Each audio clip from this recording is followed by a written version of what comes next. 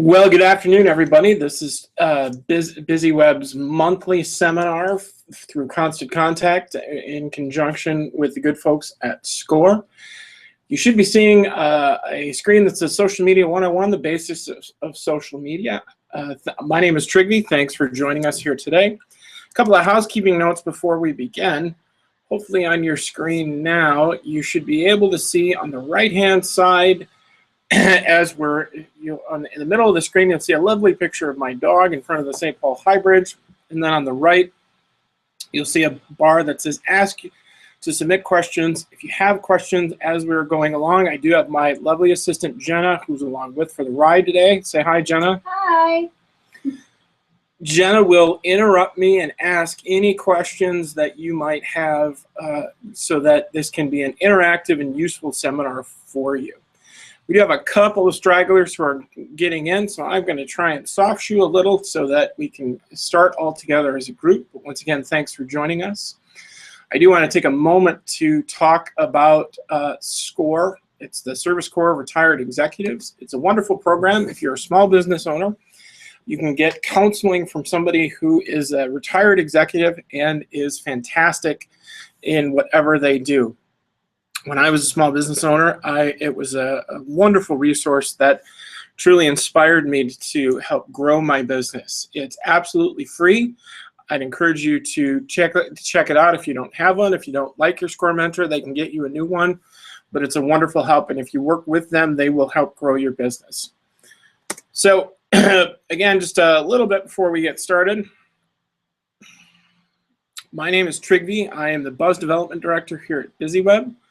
I am in charge of making sure that we get as many people in front of as many good materials like this as possible. So if you want to get a hold of me after the seminar, this is the best way to do it. You can reach me at trigby@busyweb.com.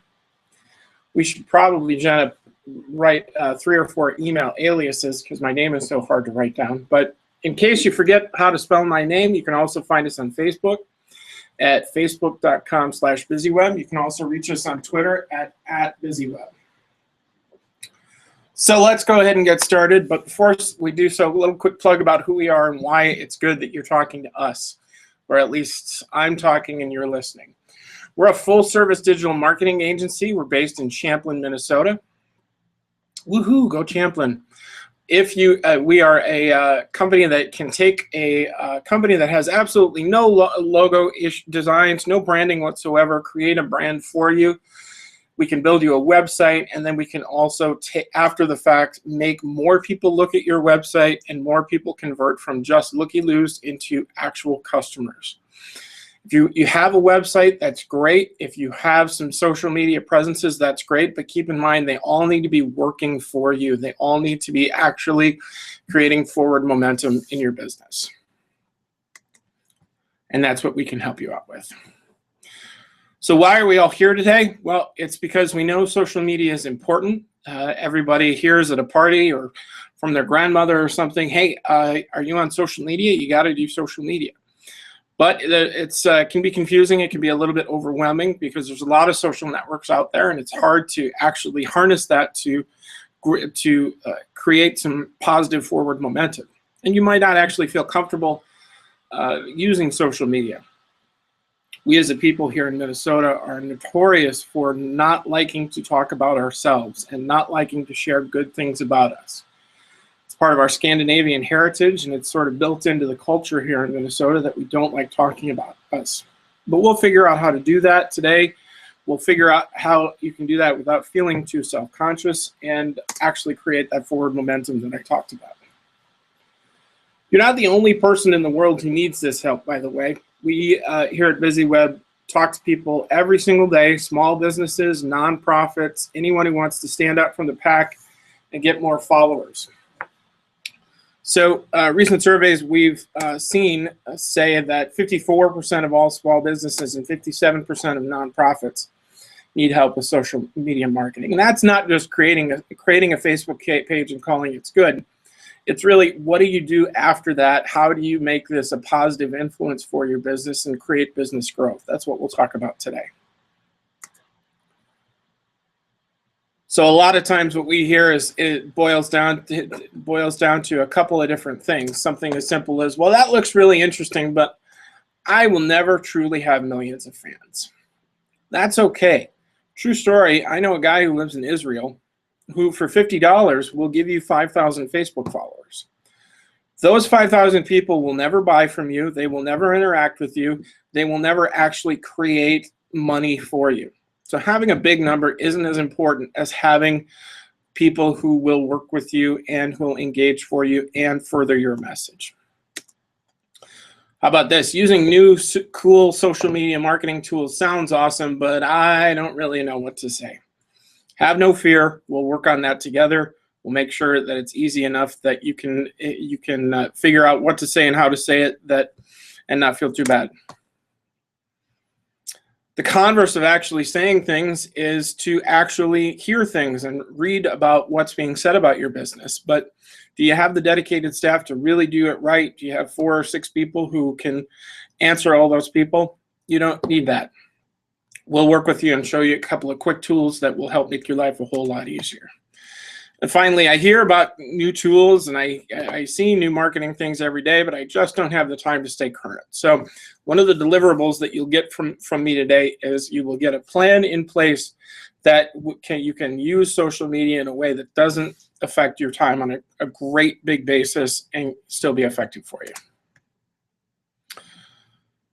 A lot of times when you're at that party and somebody's saying, oh my gosh, you have to be on social, you have to do social, they'll tell you about somebody that they knew who made $1 million having a Twitter page. That's probably true, but in today's age, that's really turned into an urban legend. Because in 2008, only 10% of all small businesses were using social media marketing. Today, that number's grown exponentially. It's almost everybody, and it's almost the entire small business community around the country. And it really just shows how integrated social media has become. But it also means that there's a lot of traffic, there's a lot of noise that we'll work through. How exactly you cut through that? What's the easiest way to cut through the noise? It's by realizing what you have as a small business owner and as a person is powerful. What you have are loyal, happy customers, people who have bought from you once, who will buy from you again. And why do they do that? It's because you've given them an excellent experience. You've created something that makes them feel happy, makes them feel validated in their money spend, and it makes them want to come back and tell other people. And most importantly, you do have interesting and important things to say. I hear all the time people say, well, I'm not really an expert in my business. Think about it this way. Somewhere, somehow, there is somebody who has money and is giving it to you to do your job. That's not a definition of expert. I don't know what is. Keep in mind you are an expert because somebody pays you to be who you are. So here's how we're going to break this down today. First, we're going to talk about a really good proof on why using social media is beneficial to your business. Next, we're going to talk about the top 5 social networks, and I'll throw in a 6th one there just for fun. And third, we'll get to that $64,000 question. What exactly do I say? How do I say it that makes sense? And finally, we'll wrap up with some strategies that you can implement and get started with today. So first, why do we use social media? We've talked a little bit about it, but let's really get into this. Well, for the first part, and I've mentioned this earlier, this is usually not a good reason for doing something because everybody else is, but in this case, your colleagues, your competitors, they are marketing with social media. 93% of all nonprofits statistically are using social media. 87% of B2B, which means business to business, are marketing with social media, and almost 86% of all B2C businesses are using social media. So that's really important when we realize that it's now become an integral tool in small business marketing. Second reason why you should be doing this is because it influences decisions. How many times have you gone home, opened up a bottle of wine, and looked at your Facebook feed on your phone, and somebody asks a very simple question like, does anybody know a really good plumber? That's it. Does anybody know a really good plumber? The reason your friend is asking that is because social media influences purchasing. 74% of people rely on social networks to guide their purchasing decisions, and especially when it comes to a service industry. It means that those 75% of the people that you are friends with will rely on your expertise to make a buying decision when they are faced with a similar situation. Second, 55% of most people share purchases on their social networks. This morning I was talking to a friend who's looking at a new car. When he goes and purchases his very first brand new car later today, I sure hope that he'll post a picture on it so we can all have the pride in knowing that he's grown to the extent that he has bought his very first brand new car. And that's an exciting point, and that's something that to be celebrated, which is why people share their purchases on social networks. From the nonprofit perspective, 68% of people learn more about a charity if they see a friend posting about it. That means that 7 out of 10 people will have more information about the good that a charity does if they see a friend who's interacted with them or has implicitly blessed that charity as a useful spend of both time and money. So how do we do this? Well, here's a story to start. My grandmother died recently. She was a week short of 102.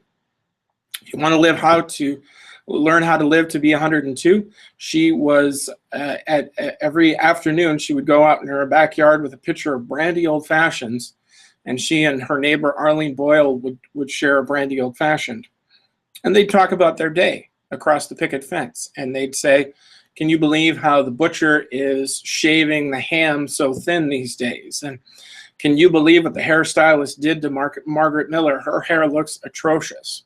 They're sharing the experiences. They're sharing what they have experienced and purchased and transacted with businesses.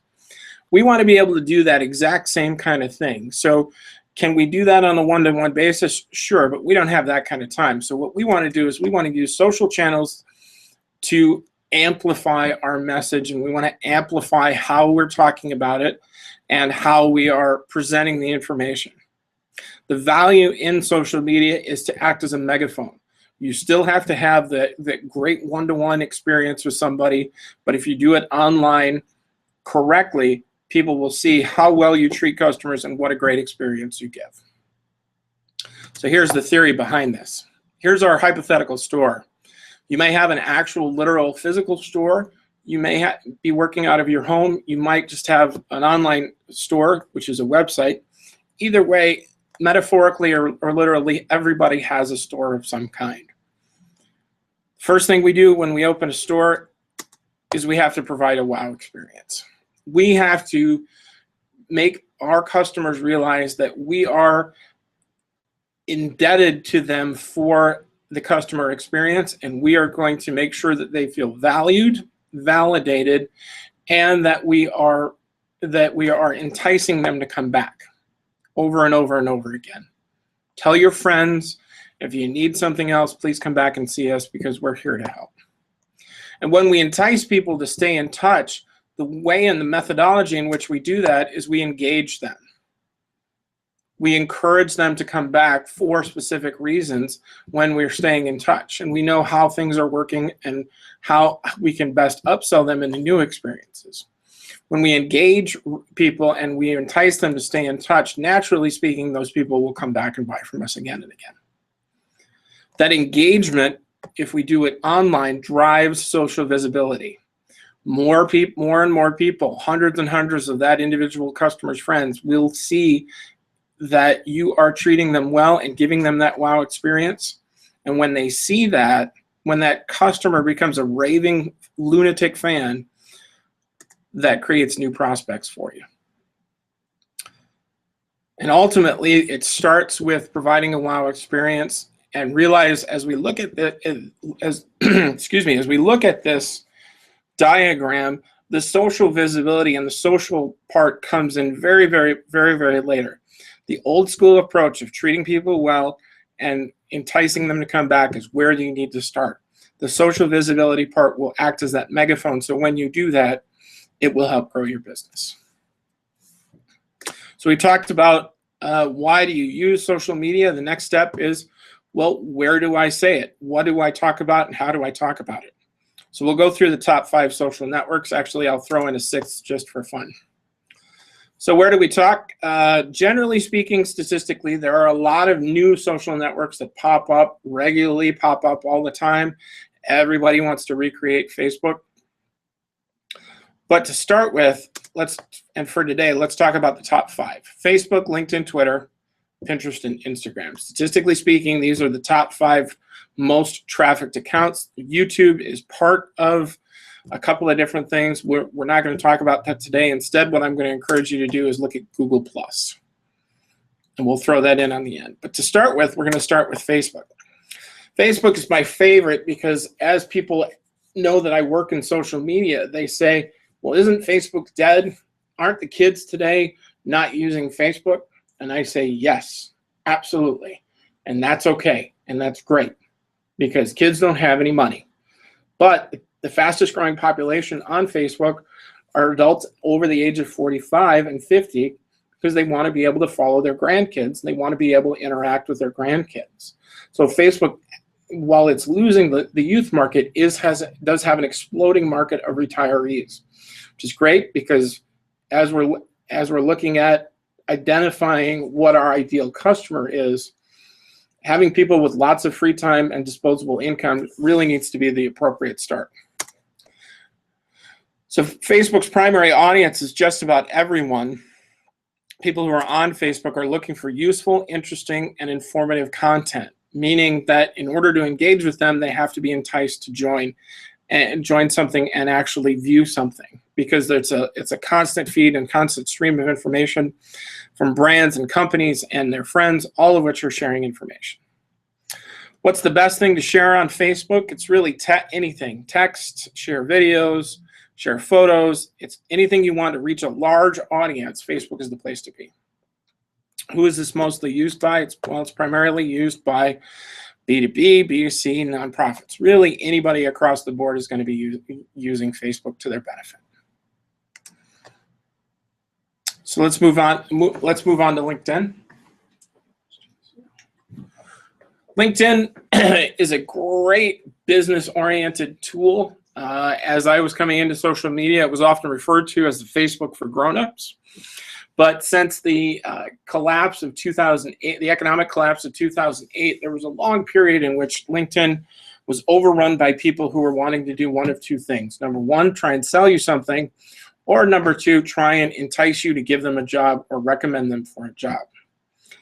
LinkedIn has seen a nice resurgence in the last 2 years. Its primary audience is business people, though, and used for business connections. People who get information on LinkedIn are really looking for business-oriented industry news, business tips, business solutions, identifying pain points in which a business can help.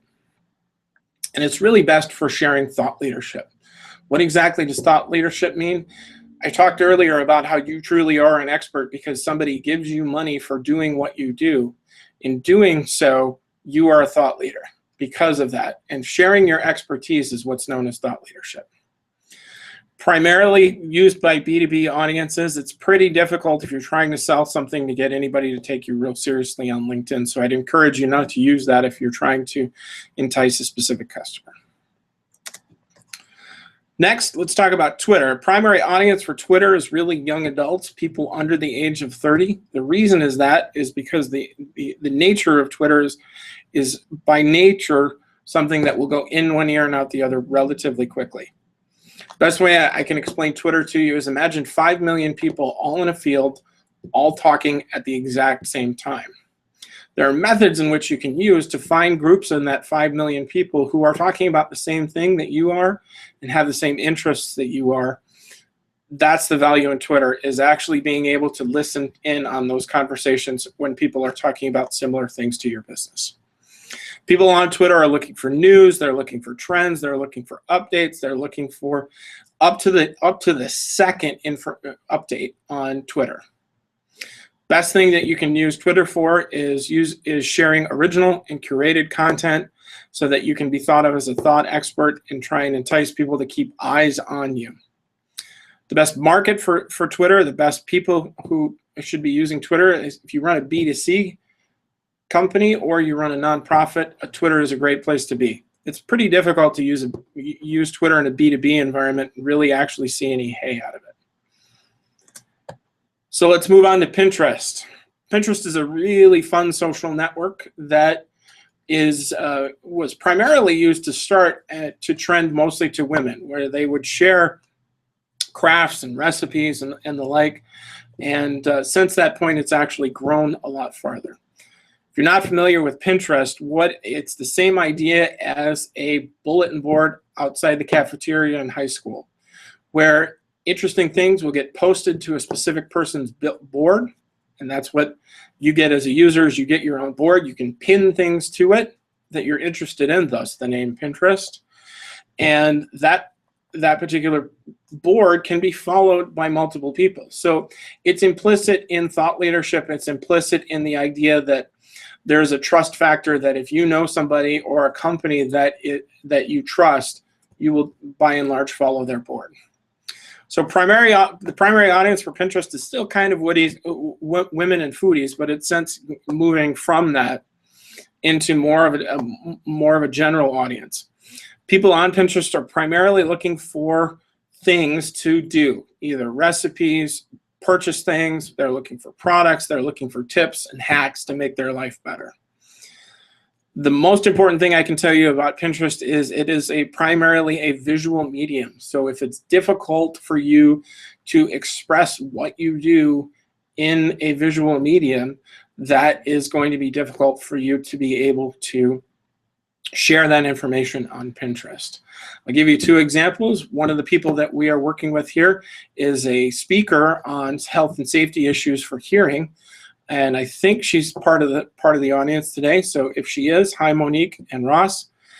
She can take pictures of herself speaking, and that's a good visual medium. However, if we were to do something completely different, let's say HR consulting, that's probably not something that we can show off in a visual medium. Having somebody filling out a 1040 EZ and a W-2 while they're sitting quietly at a table isn't really an enticing visual effect. Pinterest is primarily used by B2C. The purpose of that is because if you have more than one thing to buy and you're offering more than one thing, Pinterest is a great place to do that. Instagram is a great tool. This was originally an independent social network. It's since been purchased by Facebook. Its primary audience is that under 30 crowd now. And what you get when you download Instagram is actually a photo-based tool where you can take photos of your life and diary your life through photos using Instagram. And they even have a bunch of fun different washes that you can look at and see, kind of create new funky vintage versions of a photo that you took 5 minutes ago. People on Instagram, it's by nature a visual medium. So just like Pinterest, if you can't express yourself visually, you shouldn't be on Instagram. And primarily Instagram is used by B2C people. Again, if you have something that you can sell, this is great for restaurants, so people can imagine themselves in your restaurant and imagine the experience that they might have. Finally, we'll talk about Google Plus a little. This is what I affectionately like to refer to as social network for social networking nerds like me. The people who use Google Plus on a regular basis primarily fall into three categories: men, students, and software developers, people who are trying to figure out how to get a better ranking on Google. The value in you as a small business owner using Google should be so that you can focus on growing your ranking and get a higher ranking so you can be found more. Are you going to be found on Google Plus? Can you interact with people on Google Plus to the extent that you can convert them from being a prospect into an actual customer? Chances are good that's going to be difficult, but it will help you in other aspects of your business, so I'd encourage you to look at it and integrate it in what you do, because just by the simple fact of Google Plus being owned by Google, it will help grow your business. In addition to that, it offers some tools to the extent that you can register on their Google Places, so that if somebody's looking for a coffee shop within 3 miles of them, they might be able to find you. So here's a chart that we've made up so you can see everything that we've just talked about in the abstract form. This is something that if I don't leave up long enough, I will try and talk slowly and give you guys a second or two to make sure that you can copy all this down. If you're interested in this and you don't have enough time, please reach out to us at busyweb.com or the phone number that you see at the end, and we'll be happy to share this with you. So I'm going to take a moment and pause. Jenna, do we have any questions that anybody's asked so far? Not yet. Excellent. No. That must mean that I am informative and entertaining, so much so that nobody has any questions. I'll call that edutainment. So I'll give you guys about another 10 seconds to make sure. I'm going to quickly tab through to make sure that I don't have any questions on my end. And it looks like I don't, so we'll get back to the show. So we've talked about why we use social media. We've talked about where we use social media to the extent that makes sense for your business. The next thing I want to talk about is what exactly do I say? Before I do that, it looks like I might have had a question there. It doesn't look like I was correct, so we'll get back to the show. What do I say? How do I say it? Well, this is very difficult for Minnesotans on the whole, because we don't know how we can talk about ourselves without tooting our own horn. So here's what I would suggest that you do. Spend 50% of your time getting likes, getting shares, getting comments. The goal here is to engage and inform people, not to get them to buy from you in a hardcore buying environment. Oh, Trigby, we do have a question. Excellent. What's the question? DJ asks, any thoughts on Snapchat? Thanks for your question, DJ. For those of you who didn't hear Jenna, the question was, any thoughts on Snapchat? I think Snapchat, for those of you who don't know what Snapchat is, it's a way to share pictures and texts in such a way that after it gets viewed by the end user, so if I were to Snapchat you a picture of me, hypothetically it would get deleted within about 15 seconds. That being said, a number of businesses are getting on Snapchat. I think it's not quite ready for the small business market yet. It has some interesting possibilities that are worthy of keeping an eye on, but I think if you're going to be working on creating a social media strategy for your small business that really is going to get the most effective use for you, I wouldn't worry about Snapchat just yet. Maybe in a year or so that will change, but as for right now, not so much. But thanks for your question, DJ, and thanks for participating. So 50% of our time, we're talking about things that will initiate conversation. And I'll give you some examples in just a minute. 30% of our time, we want to be useful, we want to be informative. Nobody buys from somebody that isn't an expert in what they do. Nobody buys from somebody who they think is just plain stupid. So showing that you have a command of the material that you work with on a daily basis is incredibly efficient and an excellent use of demonstrating that you are the place that somebody should purchase from. 20% of the time, you should be talking about calls to action about your business. What exactly is a call to action? That's something in which you're asking somebody to physically do something. Does that mean you have a big flashing button that says buy now or else? Buy now or else? Absolutely not.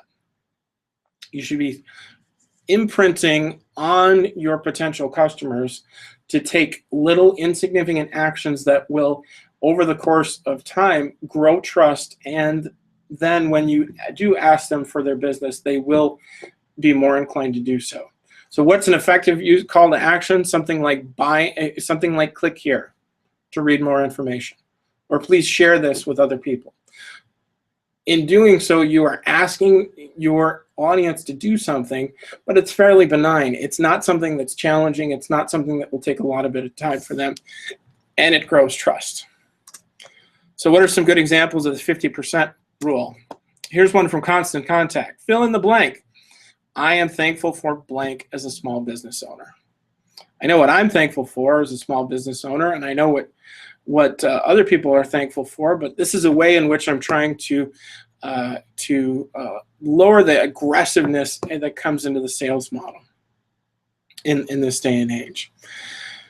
In the last 25 years, I'm of the opinion that we as a people, not just Minnesotans, but really everywhere, when dealing with a salesperson, we have this feeling like the salesperson's going to get one over on us. And so we have to be hyper vigilant, and we have to be careful so that we don't get taken advantage of. Because the salesperson has all sorts of tricks, and who knows how they're going to get us, but they're going to get us. So let's keep our guard up at all time. Working in this 50% model helps your customers feel a little bit at ease, takes that level down just one notch so that they realize that, hey, you're a person too, and you're just trying to help them. You're not trying to take advantage of them. So in this particular instance, this is a fairly simple question. Fill in the blank. What are you thankful for? Who knows? But ultimately, it's an easy question to answer, and you can see 69 people answered the question for Constant Contact. Here's another great example. Components of my Thanksgiving dinner were purchased locally. I'm thankful for small businesses and Thanksgiving leftovers.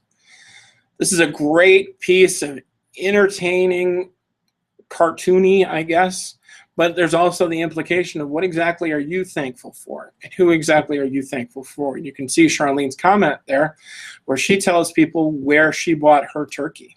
And thank you for being such a blessing. So again, our goal, taking that down just one notch, taking that hyper-aggressiveness down just one notch, but really offering the opportunity to engage and have people tell us the good things that we're doing or the things that we want to improve on. Here's another example. To create content people will want to share, your content should, 1, entertain, 2, have value, 3, create a sense of scarcity or exclusivity, 4, elicit an emotion, or 5, blank. What do you think 5 should be? It's an easy question and has any number of answers, most of which are all completely 100% correct. Does it cost us anything to answer the question? No, but it engages and entices our customers and our prospects to engage with us and answer a fairly simple question. You can see there 64 people had answered the question by the time I took the picture. One last thing before we move on to the 30%. Keep in mind that we are all, as a people, very, very stressed. We all have a lot of things going on. So sometimes providing something as simple as a benign motivational quote will garner you taking that level down just a little. Because when you read something as simple as what's on your screen right now, you can read it. It's a little thought-provoking. It goes in one ear and out the other. And for 1 or 2 seconds, you feel a little better. You're recentered, and you can start your day. That's a value that you can provide that doesn't cost you anything. The key thing, though, is don't make it be particularly political or particularly religious. Make it something that everybody can enjoy. So here's the 30%. What exactly do I say? I took a picture of this graphic, understanding edge rank to maximize your page rank. I don't know what edge rank is. That sounds really complicated. But as I look at that, I can see that this is an easy 4-step process to really understanding edge rank. So yeah, okay, I can get this. If I work through this, I'll be able to understand edge rank. And the person who shared this with me, I know that because they were able to boil this down into 4 easy steps, they really know their stuff. Here's another one. Hot diggity. Did you hear the news? U.S. customers spent $5.5 billion shopping small last Saturday. This is a post that was related to the new national holiday that American Express created several years ago. If you're not familiar with it, it's called Shop Small Saturday. So there's Thanksgiving on a Thursday. Friday is Black Friday, where we all throw elbows to get deals all day long. Monday is considered Cyber Monday, where we all go back to work and then buy the stuff we weren't able to get over the weekend. But in between there, American Express and Constant Contact are encouraging people to buy from a small business owner and buy from a local shop. And that's what Shop Small Saturday is. If you're not taking part of it, I'd encourage you to keep an eye on our events calendar, because we're going to be doing some webinars on that to help you create your best available Shop Small Saturday event. But for the purposes today, this is a hint, this is a tip, it's industry info. So if we want to participate in Shop Small Saturday, wow, over the country, $5.5 billion was spent in local markets and local shops just on that one day. Here's another great example about grammar, and by changing your changing your message. Instead of saying we, you say you or I or your. For example, we have a new collection your friends are going to love. That's by and large across the board applicable to everyone, and by and large it makes sense to any particular industry just by changing that. So that gives us two things. It takes that level of hyper-aggressiveness down a notch. It gives us a helpful tip that we can integrate into our own life, and then a little bit better and a little bit recentered. Here's the trick, the 20% call to actions. And here's some really great examples that I've found. The one in the foreground says, we always welcome customer feedback to help us improve our products and services. And when it comes to Save Local, you spoke and we listened. Let that sink in for a second. What exactly are they asking? There's no question there. There's no specific linguistic thing that they're asking for. But if we think about it, really, what are they saying? They're saying, if you give us feedback, we will listen to you. So please give us feedback. It's very well done, very interesting way to say that and make your individual person be validated prior to even giving feedback when you're encouraging people to do that. Here's another great example. Unwrap big savings this Cyber Monday. Check your inbox on our website on Monday for details. What exactly are they asking us to do? Are they asking us to buy something? No. Are they asking us to do anything? They're not even asking us to do anything. What they're saying is, hey, check your email on Monday, and you're going to get something. That's a call to action that hopefully we're all going to be checking our email this Monday. So we've gone through the 50-30-20 rule, but here's three good basic questions to ask as you're creating content to really hone in on what's going to give you some value. First, what's new at your business or your organization? Do you have a new hire? Do you have a new product? Do you have a new widget that you're creating? All of that gets into something that's new every single day at your company. You should be sharing that information with other people so that as you are trying to create forward momentum, people are realizing that you do have that forward momentum. Second, what did you do recently to help somebody achieve success? This is a very simple sales tool where when you're selling something, you don't want to sell the actual thing, you want to sell the result. Our founder and president here, Dave Meyer, loves to say that if you sell drill bits, you're not actually giving people a drill bit. What you are giving them is the promise of a new hole. So what exactly is your hole that you're going to help somebody create? A lot of times what will happen in business is you will help somebody who's really touched your heart, and that person will help make you feel a little bit better about what you did. You should tell people about how you helped that customer achieve success. And third, what advice have people been asking for you lately? This happens to all of us because we are all experts in what we do. How do people, what are the basic questions that people ask, and how exactly is that interrelated? Actually letting people know what the questions you've been getting and what the answers are going to be great in helping you show that thought leadership and reminding those people and enticing them to stay in touch with you. Here's a great example of how this really works when everything works perfectly. This is a company called Donnas Gourmet Cookies in Cincinnati, Ohio. If you look at me right now, I know none of you can, you'd realize I'm a big cookie guy, so cookies are near and dear to my heart. Here's Donna's post. It's real simple. Look at those pretty cookies, and is she saying you have to buy them today or else? No, all she's saying is, yep, we've got them. Very, very simple. You are thinking about, as you look at those cookies, boy, those look good. Boy, those are really well decorated. These people really know what they're doing. And as you can see, something as simple as, yep, we've got cookies, had 13 interactions on one simple post. She's not selling anything. She's not telling you to do anything. All she's saying is, here they are. And 13 people interacted with her. Here's where it gets really fun. One of those interactions was from a previous customer who said, look at these adorable holiday cookies. Since they're from Donna's, I'm sure they taste even better than they look. So this customer is validating how great Donna's cookies are just after Donna posted a simple picture on it. Here's where it gets even more fun. A woman who looks freakishly like Diane Sawyer asked the question, where is Donna's located? I would love to order some. So the question I have for you in this scenario, who exactly is doing the selling? Donna just posted a picture of her cookies and she got a sale from it. Her customers who she's already given a great wow experience to are doing the selling for her.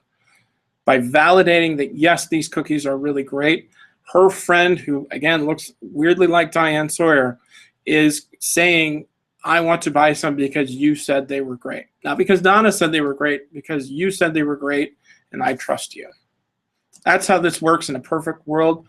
This is how having that amplification of a great positive experience can really turn into new customers and new clients for you.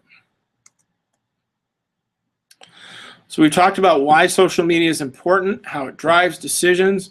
We've given you an introduction to the big 6 social networks, and we've talked a little bit about what you say and how you say it. It's time to take off the training wheels and get started.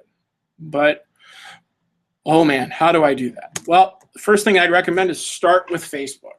This is an easy proposition. Just about everybody in the world is on Facebook now, and it's going to provide value to your business with not a lot of hard work. And in order to do that, you're going to have to start by creating a page. How do you do that? Well, there's a difference between a page and a profile. A profile is who you are as an individual person. I have a Trigvi profile. But independent of that, there's the Busy Web Facebook page. So I, as a person who has a profile, can manipulate the Busy Web Facebook page. In order to do that, at one point, we went to facebook.com/pages/create. We filled out the info that it was asking for. We added a logo, we added a cover photo, and that was it. We were off and running and off to the races. So it's a 4-step process. If you're really bad with technology, it should take you about 10 minutes. If you're really good with technology, significantly less than that. But just like opening up a store, we can't just open up a store and expect that people will find us and expect that people will walk in the door and buy from us. We have to tell people we are there. We have to advertise that we're there. So how do we do that in the most effective and cost-effective way? Start with email marketing. Anytime you send out an email newsletter, you should include, hey, we're now on Facebook. Go here and like us. If you do have a physical location, have it there. If you have a website, you should add your Facebook links on your website and post on your website that you have a new Facebook page. If you do not have a website, please see me after class. Fourth, any events that you go to, any events that you host, you should tell people that you're on Facebook. You should share pictures of the events on Facebook. And you should even have it as simply on your business card where your Facebook address is. All of this goes into a concert effect of really pushing the ball forward and pushing you down in forward momentum. Can you do one of these 5 things and still have success? Well, maybe, but think of it from an orchestral setting. One clarinet sounds fine, but a whole orchestra sounds a whole lot better. Next thing you want to do is you want to start posting. Even if you don't have any followers, even if it's just your mom or your significant other, start posting, add things to it, because nobody will buy from somebody who's got a completely empty store. Follow that 50-30-20 rule and use those 3 questions that we talked about earlier. What's new at your business? What are some industry tips that can help? And what are the questions that people are asking you on a regular basis? Third, and most importantly, ask your audience what they want to see from you. The kiss of death in small business ownership is marketing to and marketing with tools and information that you think are interesting, not what your clients think is interesting and relevant. Your clients need to be driving the content that you push out, not you, because your clients' interests may be the exact same as yours, but maybe they're a little bit different. Chances are good there's a fair amount of overlap, but you want to make sure that your entire focus is on the client. So ask them questions. Asking questions will encourage engagement. It will encourage interaction, and you're already off to the races. So here's what 1 week of sample Facebook posts look like. Monday morning, provide a simple motivational quote. Somebody will look at that, they'll feel good for about 2 seconds, and then they'll start their Monday. Nobody likes Mondays, especially Garfield. There's a reason for that. So give them a little feel good as they start their day. Tuesday, give a tip, something that is unique to you, something is unique to the industry that you're in, as a way of enticing people to remember, hey, these people are truly experts in what they do. Wednesday, ask a fill-in-the-blank question, something that will encourage that interaction. Hopefully it'll be business-oriented. One of the best interactions that I saw was something that Jenna did just the other day for one of our clients here at BusyWeb. She asked a very simple fill-in-the-blank question. What's your favorite thing about the Minnesota State Fair? It's very simple, very benign, works for all audiences because everybody's got something that they love about the fair. On Thursday, tell people what they need to be doing this weekend. Saying you're having a sale this weekend is a call to action. Come to our store because you will get discounted prices. Come buy from us this weekend. Make sure you don't do it on the weekend because we're all busy people and we've all got things to do. So back it out a few days. And then Friday's take out the trash day. Nobody's paying attention to anything on Friday afternoon. That's why we do these on Thursdays. So have something fun, have something benign, have something that will give somebody a smile on their face as they start their weekend. This is going to sound like I'm telling a joke. It truly is not. Never underestimate the value of a super cute cat video. And then at the end, have a glass of wine and celebrate. So I'm going to take a pause here and ask Jenna. Jenna, do we have any questions that have come in since this point? None yet, Trigby. Excellent. Well, thanks for continuing to be the best in the business. So we've talked a lot about what you do and how you do it, but there's still this nagging question of the time effect. How much time is this going to cost, and how much money am I going to have to put in to get this up and running? Well, we have a couple of free and low-cost tools that can truly help you. Number one, this is a simple Chairbar that's available through Constant Contact. And again, if you have a Constant Contact account, you should be adding this to every email newsletter you do. It's a piece of code that when clicked on will automatically load the end user's particular social media profile, create a post for them, and all they have to do is click yes, and it will post. My favorite tool is a tool called HootSuite, H-O-O-T, suite like suite of offices, not sweet like a cookie. HootSuite allows you to have a funnel effect for all of your social networks and one place to interact with all those people. So if you've got a Twitter account, you have a Facebook account, you have a LinkedIn account, you can go to one place and update and interact with all of those people following you on those different audiences. HootSuite is completely free. They do have a paid version, which is not really all that valuable, but it's only $6 a month for the paid version. And finally, MarketMeSweet is another great tool similar to HootSuite where you plug in all of your social channels, and then anytime an interaction happens on Facebook or Twitter or LinkedIn, you get an email. We're all on email all the time, so why not make it worthwhile and have all of your interactions delivered directly to your inbox? All of these tools will give you a couple of different values. The most important is to schedule posts. You can do that through HootSuite and MarketMeSweet. Those are tools in which you can sit down and write a week's worth of social media posts in one sitting and then schedule them to go out on a daily basis so it looks like you're posting every day, even though you've only spent a little bit of time doing it. Second, it'll allow you to monitor what others are saying. The worst thing in the world as a small business owner that you can have is somebody who's used that megaphone effect from social media by talking poorly about you. You want to be able to respond and interact with those people and give them an opportunity to be heard, but just leaving it there is much like having somebody in downtown talking through a megaphone. They're going to be heard by a lot of people, and you want to be able to respond and take it out of their hand as quickly as possible.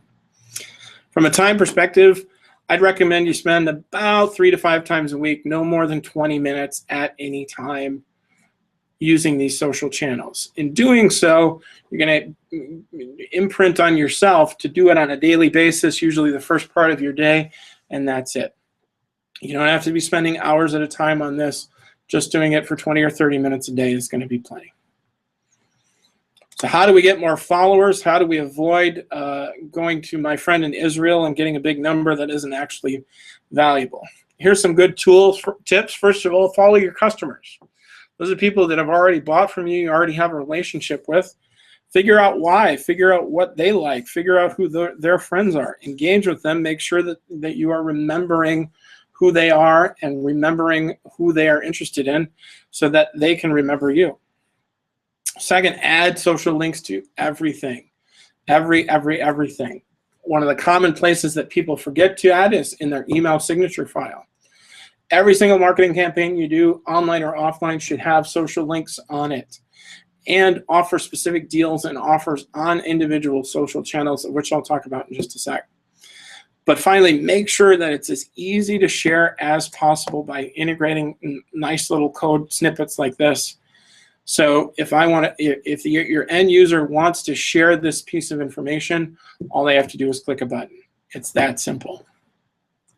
I just spoke a little bit about running a social campaign. Here exactly is what that means. In asking somebody to interact and work with us or talk to us on a social channel, really what we are asking for is to start a conversation. We should be able to provide value for that. So offering something that's a light-gated content that is unique to that specific social channel is invaluable. Something like a free download, a discount, or an offer, where I am saying, if you follow us on Facebook, you will get this little thing. It doesn't cost me very much, but you get a return on your investment. Don't offer it anywhere else. True story. My wife is a teacher at a local high school here, and she had been told about a gym offer where she could get a special deal because she's a teacher at the school she teaches at. When we walked in the door, there was a big giant board listing the exact same deal she thought she was getting, so she didn't feel special. We walked out and we didn't buy for that result. So don't offer it anywhere else. And use email to get more traffic, to push people to those social channels, to get more visits and get more likes. And then finally, I've said it again, and I'll say it one more time, make it as easy as possible to share. So I'm going to see if we've got any questions at this point, because we do. Right about up to the summary. We have 3 more. All right, excellent. Ross Hammond asks, are those times recommended for the daily posts the best time to post on each day? Thanks for your question, Ross. The answer to that question is maybe yes, maybe no. There's a methodology in which you can use to do some testing of your marketplace to see what kind of results you get. But that begs the overall larger point, which I've yet to make, which is any marketing effort you take should be measured. So knowing when the best times to post are going to be helpful to you, but your audience is going to be completely different than anybody else's audience. So figure out those times, and we do have some seminars. If you want to call me a little later, Ross, because I know you have my number, I'd be more than happy to give you a quick little primer on how to do that. The next question is, how do you get likes on Facebook and LinkedIn? Well, the primary way in which you do that is by offering really good content and by enticing people to like. If you like the one thing, chances are good you're going to like even more things. So start with offering really good content and realize that likes on LinkedIn and Facebook are going to follow. Tony Gunstrom, excuse me if I mispronounced that, Tony, says, does Google frown on scheduled posts? Well, the answer is kind of yes, kind of no. There's not a great amount of value from a Google perspective and a ranking perspective on scheduling posts, but there's a cost-benefit analysis to be had. Namely, do you have the time to log in every single day, think of what exactly am I going to write, and then write it every single day? If you do, kudos. I don't, and so that's why I use the methodology that I have. I make sure that the content that I post has appropriate keywords to help compensate for the fact that I am scheduling posts. It's not a harm by any means, but it's not a help to schedule posts, but there's a great amount of help when it comes to time and effort. So thanks everybody for your questions, and we'll get back to the show, which is now the end of our show. So in summary, here are a couple of things that I would encourage you to do. First of all, decide which social sites are right for you. I talked about a lot of different ones who have a lot of different values for different small business owners. If you're not sure where to begin, start with Facebook. And do schedule your posts. As Tony's question indicated, it's not going to help your ranking, but it is going to help grow and give you that megaphone effect. So I do encourage you to schedule your posts. From a time perspective, I'd encourage about 20 minutes to a half an hour, just about every day. You can do less, but I'd encourage you to, as with anything, to get a ball rolling involves some effort to start with. Finally, make it easy for people to find and friend you. That's a mouthful if I've ever heard one. Find and friend you. We want people to be able to, if we have this megaphone, we want people to know where we're talking and so that they can hear us. And if you really want to get crazy, consider running a social campaign where you are offering like-gated content so that anybody who does like you gets something for that as a way to help grow your likes. So in wrapping up, my computer, oh, there we go, wrapping up, perfect. I want to talk a little bit again about what we do here at BusyWeb. We are the full-service digital marketing agency, hopefully of choice for many of you. If you do have a website, that's great. If it's not doing anything for you, if it's not having any sort of forward momentum, it's probably something that you should take a good hard look at. And I'll give you a little bit of like-gated content at the absolute end of what we're talking about. If you do not have a website, you're interested in having one that actually does act as a business tool, I'd encourage you to reach out. We also host websites. We also do all maintenance for websites that we host so that you never have to worry about anything breaking at any time. Finally, we offer a number of online marketing programs that will help grow your business through getting more eyes on you and converting those eyes into actual people who will walk in, become prospects, and helping you convert those prospects into genuine customers. Quick plug, here at BusyWeb, we offer free webinars much like this. I know this is a monthly event, and I appreciate everybody coming. We offer similar events to this every Wednesday at noon, where we talk about any number of topics, and we're also all around town. I'd encourage you to go to busyweb.com/events. You can register. We're always offering these free of charge, after which, if you can't make it to the live event, the event will be posted to our YouTube channel. You'll be able to watch the whole thing. Hopefully today you've been so entertained that you're going to share this event with other people and grow the YouTube listings for us. Finally, before you go, I'd encourage you to do this. Go to busyweb.com/buzz. You fill out a quick little form. You'll be able to get a 10-page report on everything that your website is doing right and everything that you can work to improve on from your web perspective. That's a great place to start as you're considering these other options, especially when it comes to social media. It's a free tool that we offer to anybody. We might call you and ask if you have any questions, but by and large, it's a great place to start, and it's a great baseline, and it's absolutely free. That's your like-gated content for the day. Since you patiently sat through my yammering, that's a little free gift to you. So once again, thank you. I'd encourage you to, if you do not have a SCORE mentor, to go to talk to any one of the SCORE branches in Minnesota. There are 6. It's a great, valuable experience. It truly has changed my life. I can't say enough about it. We thank SCORE for sponsoring this event today. We also thank Constant Contact for allowing us to do this best practice seminar. If you have any questions, feel free to reach out to us at busyweb.com. And thanks for coming, and we'll see you next time. And have a great fair.